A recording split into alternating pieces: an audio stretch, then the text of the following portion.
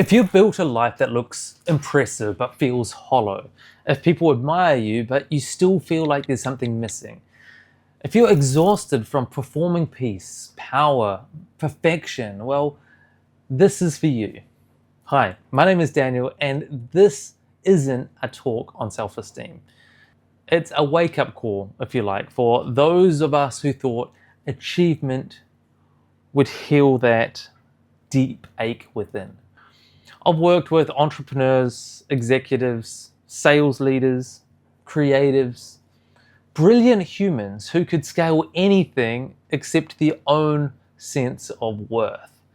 And I get it, because for a long time I built my own identity in the opposition to pain, like avoiding the shame of not being enough, outrunning the discomfort of vulnerability, wearing competence like armor, performing confidence while quietly feeling like I was crumbling inside. And so if you've been wondering, why do I feel so empty, even though I've done everything right? Well, here is why. I want to take you through this right now. And the answer lives in a deceptively simple model. I call it the self-esteem triad. If you're finding value in this story, I'd love to invite you to hit the subscribe button. You'll be the first to receive more content just like this, honest, relevant, and here to support you on your journey.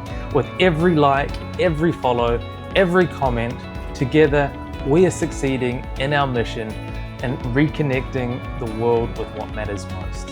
And that's with, of course, each other. Thank you so much. And so, if I told you your emotional world, your boundaries, your relationships, your confidence, your intimacy, your burnout, your shame, they all stem from just three things.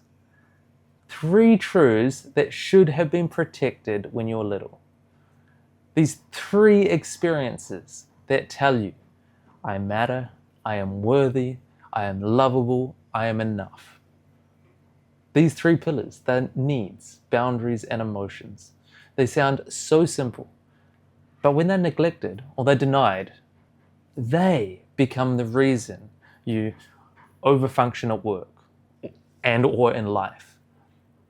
You burn out in silence, you sabotage your relationships, you feel disconnected from your own sense of joy, peace, satisfaction. When these three parts of you are dishonored repeatedly, chronically, unconsciously, you start to build a self based on performance instead of presence. So let's walk through each one now. The first is needs. As kids, we had needs. To be held, to be seen, to be heard, to be fed, to be valued. And not just when we performed. Not when it was just convenient, but simply just for being. But so many of us, our needs weren't fully met. Maybe our parents were unstable. Maybe they were overwhelmed. Maybe they were just human. Maybe, probably, I would assume they're doing just the very best that they could with what it is that they had. So we learned, my needs are too much. I'll be lovable if I become someone useful. I'll be safe if I stopped needing. I learned it too. I became brilliant at achieving the things instead of feeling things. Maybe getting praise was easier than getting presents. So, I built a life that looked great, but felt empty. If you're always exhausted, if you never feel like you can stop, if your worth is tied to how much you can deliver, well, that's an unmet need screaming for acknowledgement. It's worth tapping into. Discover what your needs are. The second one is boundaries. If you grew up in a family where you couldn't say no, or you had to keep the peace, or you were shamed for being too much, you didn't learn how to trust your own boundaries. You learned what love means self-sacrifice. To belong, I must blend in. It's safer to be agreeable than authentically me. And you carry that into your adult life. You say yes to things that drain you. You stay in conversations too long. You agree when you want to scream.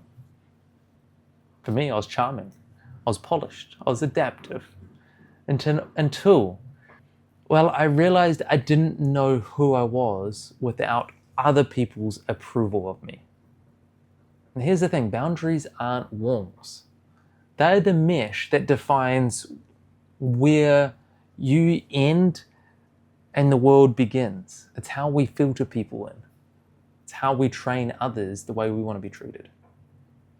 So the third is emotions, and this one hits hardest for high performers because emotions are messy, they're inconvenient, they're unpredictable. If you were ever told, don't cry, toughen up, you're being too sensitive, calm down, somewhere along the way you internalized feeling is a liability and suppression is strength, stoicism as they call it. But here's the truth, unfelt emotions don't go away, they don't disappear. In fact, they calcify deep within us. They build walls. They leak into your work, into your relationships, into your health, into all parts of your being. I used to think emotional mastery meant control.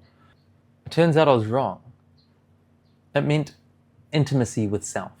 Knowing I could sit with sadness, disappointment, joy, pride, hurt, confusion, and not melt, not collapse, and not feel like I'm being weak. So what if, instead of continuing to optimize your life for performance, you started designing it for presence? What if your value wasn't proven, but it was just simply there? What if instead of needing constant reassurance of success or sex or status or productivity, you just knew without question? You just knew, I'm worthy, I am lovable, I am enough. That's what the self-esteem triad makes possible. No, not overnight. This is not like some get everything quick scheme. It's not positive affirmations, but it's built through daily practice, retraining who it is that you are. It's through embodied leadership. And when these three are back online, your whole life recalibrates. Decisions get clearer, relationships feel safer, boundaries become easier, emotions feel like information, like guidance, like navigation, not like threats. You stop outsourcing your okayness to everything outside of you. You start relying on your internal world.